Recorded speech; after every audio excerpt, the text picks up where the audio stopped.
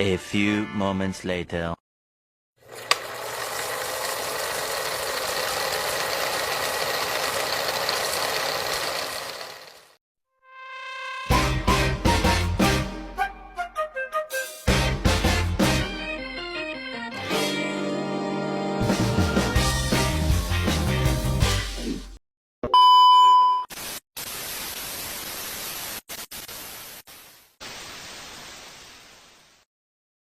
Welcome to apa? Budret dan sakit kepala tung datang kapan saja. Budret ada obatnya, obatnya nonton kita semua.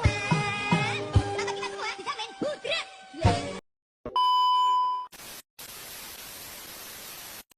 Assalamualaikum warahmatullahi wabarakatuh. Halo guys, perkenalkan nama saya Adel Rahmadani dengan NIM 204230265. Saya mahasiswa program studi pendidikan guru madrasah ibtidaiyah. Nah, di sini saya akan membuat tugas UAS telaah kurikulum dan dengan dosen pengampu Ibu Rima Maslita SSI MPD.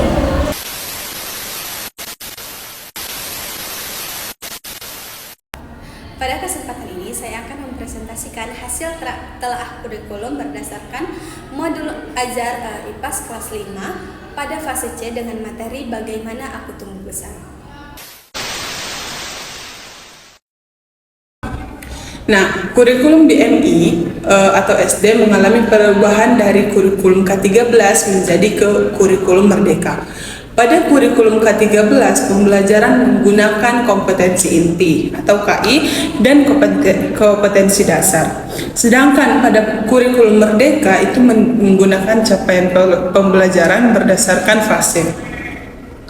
Perbedaan lainnya terdapat pada beban belajar. Kurikulum Merdeka lebih menekankan pada pemahaman konsep pembelajaran yang fleksibel dan pengembangan karakter peserta didik. Selain itu, mata pelajaran IPA dan IPS digabung menjadi IPAS. Serta terdapat kegiatan proyek dan penguatan profil pelajar Pancasila dan profil pelajar rahmatan lil alamin. Di madrasah ibtidaiyah, nilai-nilai keislaman tetap dikombinasi melalui mata pelajaran pendidikan agama Islam serta diintegrasikan dalam seluruh mata pelajaran. Dengan demikian, peserta didik tak hanya berkembang dalam aspek pengetahuan, tapi juga memiliki akhlak yang dan karakter Islami.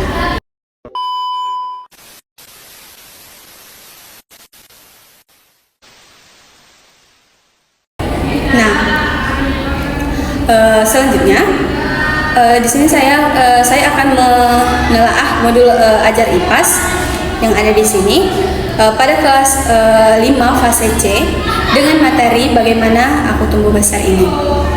Nah, pada modul ini terdapat capaian pembelajaran yang menyatakan bahwa peserta didik memahami proses pertumbuhan dan perkembangan manusia, mengenali perubahan pada masa pubertas, menjelaskan faktor-faktor yang mempengaruhi pertumbuhan, serta menerapkan pola hidup sehat sebagai bentuk syukur kepada Allah Subhanahu wa taala. CP tersebut diturunkan ke ATP secara bertahap, yaitu yang pertama memahami pengertian pertumbuhan dan perkembangan manusia. Yang kedua, mengidentifikasi tahapan pertumbuhan manusia. Yang ketiga, menjelaskan perubahan pada masa pubertas. Yang keempat, menganalisis faktor-faktor yang mempengaruhi pertumbuhan. Yang kelima, menerapkan pola hidup sehat. Dan yang keenam, menghargai perbedaan pertumbuhan setiap individu sebagai bentuk syukur kepada Allah Subhanahu wa taala.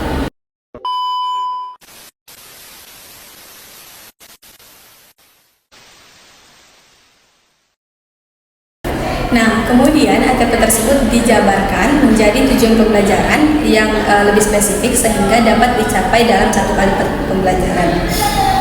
Pada modul ini juga terlihat pembelajaran berdiferensiasi, yaitu guru memberikan layanan belajar yang sesuai dengan kebutuhan peserta didik, baik melalui pendampingan bagi siswa yang membutuhkan bantuan maupun pengayaan bagi siswa yang sudah memahami materi.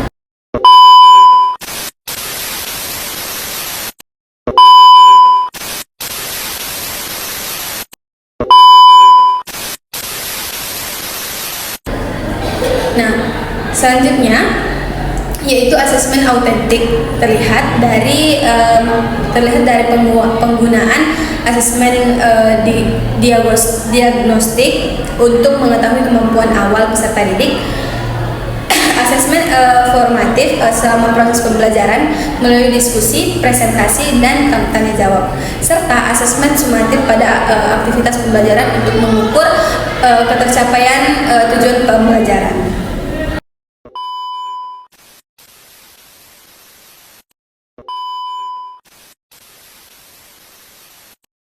Selanjutnya, saya menelaah buku ini.